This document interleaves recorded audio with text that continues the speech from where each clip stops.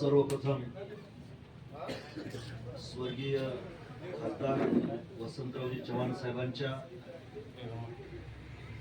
स्मृतींना अभिवादन करतो.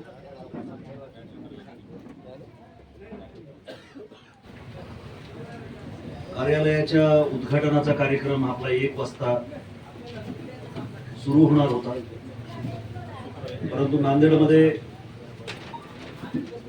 येणाऱ्या सोमवारी 16 तारखेला जे आपण आंदोलन घेतोय त्याची पत्रकार परिषद होती, त्यामुळे आम्हाला खासदार साहेबांना यायला वेळ लागला. त्याबद्दल सुरुवातीलाच आपल्या सर्वांची दिलगिरी व्यक्त करतो. आपण सगळेच नेतागण आता नावं कोणाचे घेत बसत नाही, कारण खूप वेळ झालेला आहे. तालुकाध्यक्षांचं आमच्या देसाईंचं मी भाषण मन लावून ऐकलं, आणि तालुकाध्यक्ष कसा असावा, बारकाईनं तालुक्यात कसं लक्ष असावं हे त्यांच्या भाषणातून कळालं. पप्पू पाटलांचंही भाषण या ठिकाणी मी ऐकलं, आणि सगळ्यात महत्वाचं म्हणजे आपल्या मुदखेडचे शेलार मामा की दातांना नरडं फोडण्याची ताकद ज्याच्यामध्ये आहे, ते आपल्या इतिहासातलं एक महत्वाचं अविभाज्य असं पात्र म्हणजे शेलार मामाचं. ते आपले राजाप्पा कोतवार यांचं पण भाषण ऐकलं,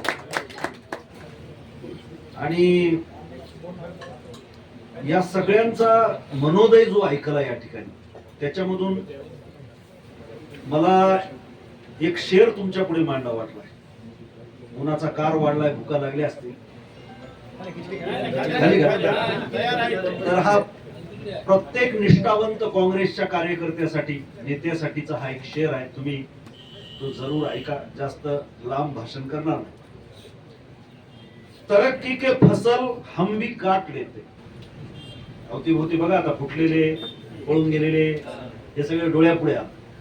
खासदार साहेब ऐका, शेर खास आपल्यासाठी. तरक्की के फसल हम भी काट लेते, थोड़े से तलवे अगर हम भी चाट लेते. तरक्की के फसल हम भी काट लेते, थोड़े से तलवे अगर हम भी चाट लेते. मेरे लहजे में जी हुजूर ना था, मेरे लहजे में जी हुजूर ना था, इसके अलावा मेरा कोई कसूर ना था. मेरे लहजे में जी हुजूर ना था, इसके अलावा मेरा कोई कसूर ना था. पल भर के लिए भी अगर मैं बेजमीर हो जाता, पल भर के लिए भी अगर मैं बेजमीर हो जाता, यकीन मानिए मैं कब का अमीर हो जाता. यकीन मानिए मैं कब का अमीर हो जाता. बांधवांनो, हा, जिसने जमीर बेच डाला. बांधवांनो, इतिहास जरी पाहिला तरी, अगदी शिवाजी राजांचा इतिहास जरी घेतला तरी गद्दारांची कमतरता नव्हती. स्वातंत्र्याची लढाई घेतली तरी गद्दाराची कमतरता नव्हती. शेवटी जीवनाचा एक मकसद असतो, शेवटी जीवनाचं एक ध्येय असतं. आपले नातव ज्या वेळेला आपल्या किडण्या फिरण्या बेजार करू लागल्या, कंबर फिबर दुखू लागली, चला येणार, नातू तुम्हाला जेव्हा विचारला, अरे ज्या वेळेला काँग्रेस या देशासाठी लढत होती आणि भाजप देशविरोधी कारवाया करत होता, त्यावेळेला दादा तुम्ही कुठं होत्या, तर त्यावेळेला आपल्याला अभिमानानं सांगता येतं की मी देश मातीत घालणाऱ्या भाजपच्या सोबत गेलो नाही, अशोक चव्हाणच्या सोबत गेलो नाही, पैशाला लाथ मारून मी काँग्रेसच्या सोबत राहिलो, हे सांगता काँग्रेस पक्षाचा. बांधवांनो, शेवटी प्रत्येकाला एक दिवस मरायचा आहे. गद्दार झाले, ऐसान फरामोश झाले, पैशासाठी विकले गेले, अशा बाडग्याला देखील भाकरच खाऊ लागते, आणि आपण देखील भाकरच खातो, फक्त ते खास त्याला कडूईक लागते. तुम्ही बघा, अशोक चव्हाण जर किती पैसा असेल, किती इलेक्शन जिंकत असेल, याच्यावर मोजमाप करू नका. कधीतरी खळखळून हसतानाचा अशोक चव्हाणचा फोटो मला दाखवा, 51,000चं बक्षीस मी देतो. आज बी आम्ही हसतो, आजही लोकांच्या मध्ये जातो, कुठलाही पोलीस बंदोबस्त नसते, कोणी आमच्या अंगावर येत नाही. त्याचं कारण असं आहे की गद्दाराला कधीही डोळ्यात डोळे घालून लोकांच्या मध्ये जाता येत नसते. गद्दाराला कधीही जे दुखणं बुडाला लागलेलं आहे ते लोकांपुढे सांगता बी येत नसते. आपण लोकांमध्ये जातो है ना, लोकांच्या सुखदुःखामध्ये सहभागी होतो, आपल्याला कुठल्याही संरक्षणाची गरज नसते. हा फरक आहे, हे आपण लक्षात ठेवा. आणि म्हणून आपण बसवांनांचे कार्यकर्ते आहोत. बसवांनांनी आपल्या कपाळावर ज्या वेळेला इबीत लावलंय, मी अनेक वेळेला लिंगायत समाजामध्ये जाताना सांगतो, ते इबीत म्हणजे काय आहे, तर इबीत म्हणजे बेट्या शेवटी तुझी राख होणार आहे याची आठवण आहे. शेवटी तू मरणार आहेस. आणि प्रत्येक धर्मामध्ये बघा तुम्ही मरण्याचा उल्लेख, शेवटचा दिस गोड व्हावा है ना. आजही आपण स्वर्गीय वसंतराव चव्हाण साहेबांची ज्या ज्या वेळेला आठवण काढतो त्या वेळेला पहिल्यांदा काय आठवते आपल्याला, साहेब कधी विधान परिषदेवर गेलते, साहेबांनी किती इलेक्शन लढवलं हे आठवणा. अतिशय बिकट परिस्थितीमध्ये स्वतःची प्रकृती चांगली नसताना सुद्धा काँग्रेसच्या तिकिटावरती त्यांनी शड्डू ठोकला, हेच आपल्याला आठवतंय. लक्षात ठेवा, आठवणी कोणत्या असतात है ना. आणि म्हणून तुम्ही किती श्रीमंत झालात, तुम्ही किती गद्दारी केली, तुम्ही किती तुमच्याकडे पैसे आहेत, तुमच्याकडे किती पद आहेत, तुम्ही किती इलेक्शन लढवलंय, हे इतिहासात कधीच येत नसतं. हे आपण लक्षात ठेवावं. आणि म्हणून 100 गद्दार एका बाजूला आणि 1 खुद्दार एका बाजूला असतोय, आपण लक्षात ठेवलं पाहिजे. आता 2च घटनांचा उल्लेख करतो, फार काही लांबलंच भाषण करीत नाही, कारण खासदार साहेब बोलणार आहे. बांधवांनो, आता येता येता मला आमच्या माधवराव पाटलांनी एक बातमी दाखवली. बातमी काय होती तुम्ही सुद्धा बघितली की नाही मला माहित नाही, जरा लक्ष ठेवून राहत जा. आता अलिबागला एक बाई विधानसभेच्या सभापती नार्वेकरच्या अंगावर चप्पल घेऊन गेली, रस्त्यावरची बाई. समजायला का, आता कुणीतरी म्हणलं बघा, मला वाटतं पावडे साहेबच म्हणले, नेपाळ सारखं होईल. अहो, सुरू झालेला आहे. ज्या गुजरात मधून पंतप्रधान येतात त्या गुजरात मधल्या तरुण पोरांनी, सजग कार्यकर्त्यांनी, निष्ठावान लोकांनी तिथल्या विधानसभेला घेराव घालण्याचा प्रयत्न केला. तुम्ही बघितलं असेल. म्हणजे इथं बाई चप्पल घेऊन जाते आणि 56 इंचवाला म्हणते काँग्रेसच्या बाया म्हणजे अंगावर येणार आहेत म्हणून संसदेत ती येत नाहीत. इतके हे ताकदवान लोक आहेत, लक्षात ठेवा. कारण तुमचं चरित्र ढिलं झालं की तुमची पॅन्ट ढिली होते असते, नेहमी लक्षात ठेवा. म्हणून चारित्र्यवान लोकांचं काम आहे काँग्रेसमध्ये. कोण कुठे गेले ते सोडून द्या, उडाले ते कावळे, राहिले ते मावळे, या धोरणानिशी कामाला आपण लागलं पाहिजे. या ठिकाणी मी खरोखरच कोत्तावर साहेब तुमचं मनापासून अभिनंदन करतो. काय जिगर लागते हो, त्याला नाव घ्यावं लागते तुमचं, तुम्ही त्याचं नाव घेत नाही. कदाचित तुम्हालाही खूप ऑफर आले असतील. तुम्ही पैशाला विकले गेले नाही, हीच तुमची किंमत आहे. म्हणूनच हे लोक तुम्हाला मान देतात. मी बघतो तुमचं वागणं, तुम्ही कार्यकर्त्याला तोंडावर बोलता, असे लोक आता आपल्याला सांभाळावं लागणार आहे.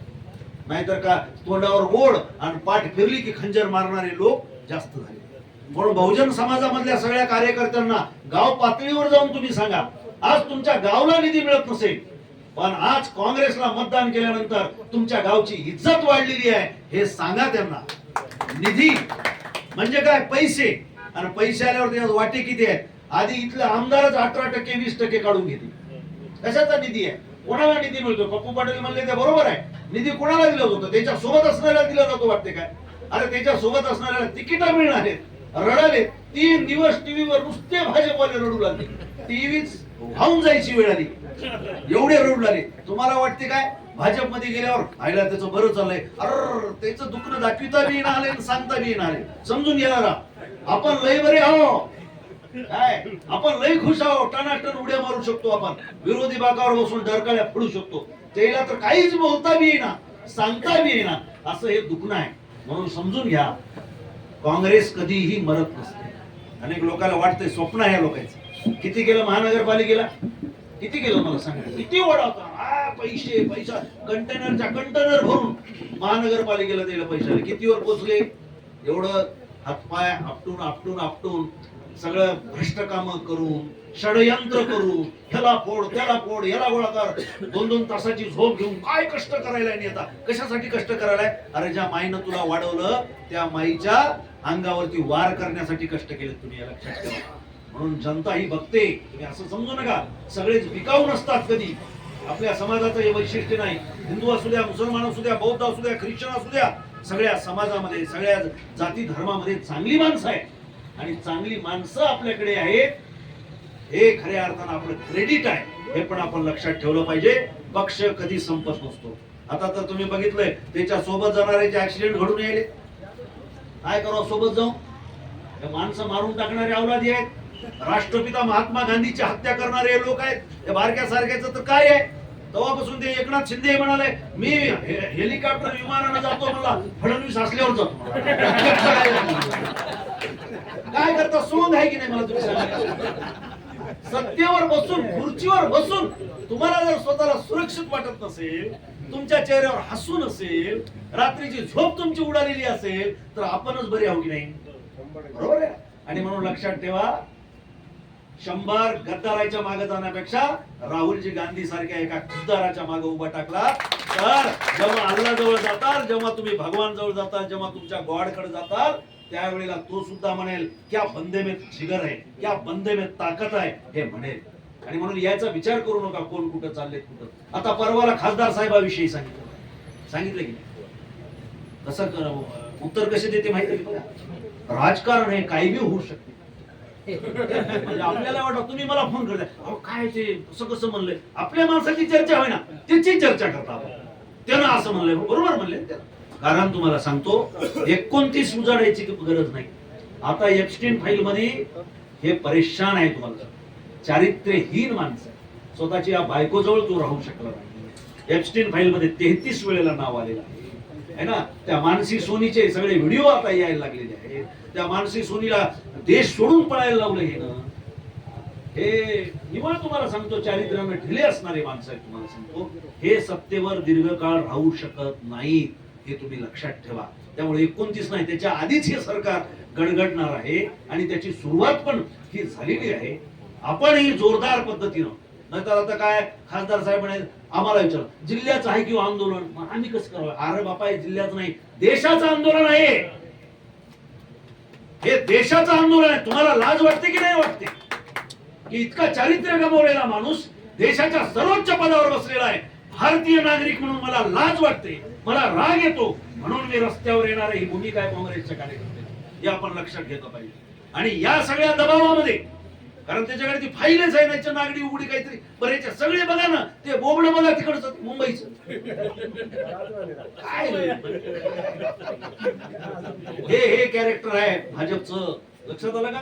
बलात्कारी लोकांचं कॅरेक्टर आहे याचं, भ्रष्ट लोकांचं याचं कॅरेक्टर आहे. 10 लाख कोटी रुपयाचं कर्ज आपल्या महाराष्ट्रावर याने निर्माण केलेलं आहे. लाडकी बहीण म्हणतात, दाजी बोंबलत फिरायला, दाजीच्या हाताला काम नाही, त्या पोराला नोकरी नाही. ती लाडकी बहीण सकाळी उठली की सिलेंडरला रामराम करायली. सिलेंडरचे भाव वाढले, महागाई प्रचंड वाढली. हे मतदान चाललंय कुठं? आता कोणीतरी मला वाटतं पप्पू पाटील म्हणले, बरोबर आहे, मला आजही सांगतो.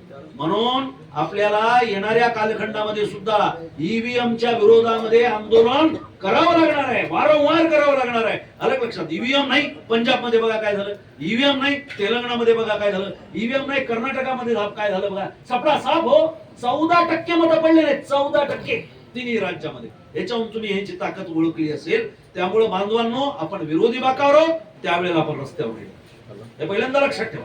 आणि रस्त्यावर आपण एकदा आंदोलनाला लागलो ना, आपल्याला निराशाच येईल. मी काय म्हणतो ते बघा, याचं उत्तर मी द्यायला तुम्हाला.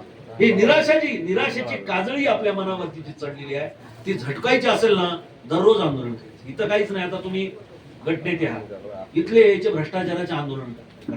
एवढे घाबरट आहेत, भ्रष्ट माणसा एवढा भित्र कोणीच नसतोय, लक्षात ठेवा. म्हणून बायका मारतील म्हणाला 56 इंच वाला, आणि आपला शेर पुस्तक उचलून सांगायला ये तू मैदानात ये. देव उत्तर म्हणालाय, तुझ्याकडे तर एवढी संख्या आहे, तुझ्याकडे तर एवढी सत्ता आहे, तुझ्याकडे पोलीस यंत्रणा आहे, तुझ्याकडे प्रशासन आहे, दे ना. का उत्तर देणार? कारण का हे भ्रष्ट आहे, चारित्र्य गमावलेले लोक आहेत, लक्षात ठेवा आपण, है ना. आणि म्हणून तुम्ही हे करा. काय होईल? पोलीस मध्ये टाकतील, फाशी देतील, काय जाऊत ना. आपण सगळ्यांनी तयारी ठेवू ना. अहो, आता जेलमध्ये जाणं म्हणजे जिंदगीला मेडल लागण्यासारखं आहे. स्वातंत्र्य सैनिक होऊन जातो आपण. तुम्हाला देशासाठी काय केले उद्या आपण पिढ्या सांगतील, त्यावेळेला मजा. आज ज्या गेलता जेलमध्ये, आम्ही जसं म्हणतो ना, माझ्या आजोबा 10 महिने तुरुंगात होते, आम्हाला अभिमान आहे त्याचा. आणि शेवटी देशासाठी लढावं लागेल, आपल्या समाजासाठी, बहुजन समाजासाठी आपल्याला लढावं लागेल. म्हणून येणाऱ्या 16 तारखेला त्याच्याबद्दल खासदार साहेब पण बोलतील. 16 तारखेला हा विषय आहे.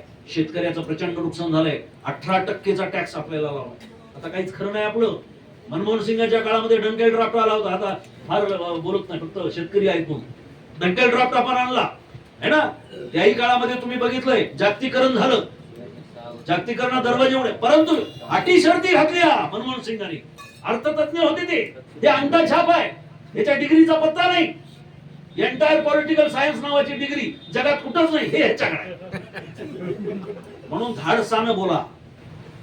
चुकीचं द्वेष म्हणून बोलत नाही मी अभ्यास करून तुम्हाला बोलतो. आणि तुम्ही पण तसं बोललं पाहिजे. तुम्ही प्रवक्ते पण केलं पाहिजे.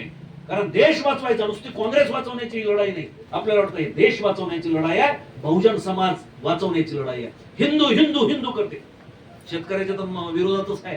हिंदू म्हणते. शंकराचार्यावर हल्ला कोणी केला? हिंदू धर्मामध्ये सर्वश्रेष्ठ नरेंद्र मोदी आहे का शंकराचार्य आहे? मग शंकराचार्य काय म्हणतात? हे कसला हिंदूवादी म्हणला. यानं तर काशीमध्ये 100 देवळं पाडलीत. आता मी काशीला गेलो, तुम्ही बघितलं असेल ते व्हिडिओ. आम्ही गेलो, ते मणिकर्णिका घाट पाडला, अहिल्याबाईनं बांधलेला 1771 मधला. 100 मंदिरं पाडले. दाल मंडी पाडून टाकली. त्याच्या आधीची अकबर गल्ली पाडून टाकली. अकबर गल्ली पाडल्यावर हिंदूला काय वाटलं? मुसलमान आहे, बुलडोजर चला. अरे बुलडोजर चालवलेला काही नसते, ते कुणीकडे वळू शकते. ते आपल्याकडे वळलंय आता बुलडोजर. आपल्या मंदिरावरचा गेलंय. लक्षात ठेवा, हे सगळे लोक देशाच्या विरोधातले आहेत, संविधानाच्या विरोधातले आहेत, लोकशाहीच्या विरोधातले आहेत. आणि म्हणून रस्त्यावर आपल्याला इतक्या ताकदीनं उतरावं लागेल. म्हणून तुमच्या मुदखेड तालुक्यातून, बारडवरून जास्तीत जास्त शेतकरी, जास्तीत जास्त तरुण वर्ग आपल्याला रस्त्यावरती उतरवायचा आहे. आणि आपल्याला नरेंद्र मोदीच्या राजीनाम्याची मागणी केली आपण. तुम्ही साधी सुधी असं नाही. आलं लक्षात? तुम्हाला वाटेल की बाबा ते पुरी बी आहे, त्याची मागणी करा. पुरी बिरी कुछ नाही. मेन जो बॉस आहे, मोठा आका, त्या मोठ्या आक्याचीच मागणी करू आपण राजीनाम्याची. आणि हे पॅटर्न आपल्या नांदेड जिल्ह्यातून होईल. संबंध महाराष्ट्रभर नरेंद्र मोदीच्या राजीनाम्याची मागणी होईल. ती आपल्याला करावी लागणार आहे. नांदेड जिल्हा नेहमीच पॅटर्न देणारा जिल्हा आहे. आणि शेवटचा मुद्दा की तुम्ही मंडळी, म्हणजे या वेळेला खासदार साहेब आपल्याला जे जे लढलेत ताकदीने, त्यांना विचारून आपल्याला तिकीट द्यावी लागणार आहे. तुम्हाला सांगतो, कोणाला तरी सोम्या गोम्याला आपण बी आता महानगरपालिकेला कुठे येणार, ते कार्यालयात येणार, कुठे गेले काय उपयोग आहे मला तुम्ही सांगा. आपल्याला वाटते येते म्हणून आपण पैसेवाल्याला देण्यास तिकीट प्रयत्न करतो. ते पुढे काहीच उपयोग होत नाही त्याचा. उलट कार्यकर्त्याला तिकीट आपण द्यावेत, चांगले लढणाऱ्याला तिकीट द्यावेत, मॅनेज न होणाऱ्या माणसाला आपण तिकीट द्यावेत. आणि दाखवून द्यावं की आम्ही सर्वसामान्य कुटुंबातल्या, शेतकऱ्याच्या, शेतमजुराच्या, दलित कुटुंबामधल्या, मेंढपाळाच्या पोराला अशांना आम्ही तिकीट देतो. अशांना आम्ही निवडू. बागवानाचं पोर आमचं या ठिकाणी नगरसेवक झाला पाहिजे, जिल्हा परिषद सदस्य झालं पाहिजे. हा पॅटर्न आपल्याला कुठेतरी द्यावा लागणार आहे. कारण पैशाच्या ह्याची बरोबरी आपण करू शकत नाही. ते जे करायला तेच आपण करू लागलो तर आपण यशस्वी होऊ शकणार नाहीत. आणि लोकही कंटाळलेले. हे दगड आता वरी गेलाय, ते खाली येणार आहे. लोक कंटाळणार आहेत. पैसे द्यायचे घेतील, परंतु मतदान काँग्रेसला देतील. आणि लोकांना कळालंय की ही लढाई गांधी विरुद्ध गोडसेची लढाई आहे. ही लढाई बाबासाहेब आंबेडकरांचं संविधान वाचवणारे की संविधानाला गलित गात्र करणारे, अशा दोघांमध्ये विभागलेली ही लढाई आहे. ही लढाई शिवाजी महाराज विरुद्ध शिवाजी महाराजांच्या राज्याभिषेकाला विरोध करणारे अशी लढाई आहे. आणि म्हणून आपण कोणा बाजूने होते बघा. रात्री झोपताना त्याचा विचार करायला हवा. गावोगाव याचा प्रचार करावा. एवढंच या निमित्तानं बोलतो. आणि येणारी जिल्हा परिषद एकदा हात वर करून, जेवढे आहेत आपण मावळे एवढे पुरेसे आहोत, हात वर करून, आपला पंजा वर करून सगळ्यांनी प्रत्येकाने या ठिकाणी खासदार साहेबांना आश्वासित करा की येणारी जिल्हा परिषद पंचायत समितीची निवडणूक आम्ही जीवाचं रान करू. हात वर करा की दुखालाय काय? जीवाचं रान करू आम्ही.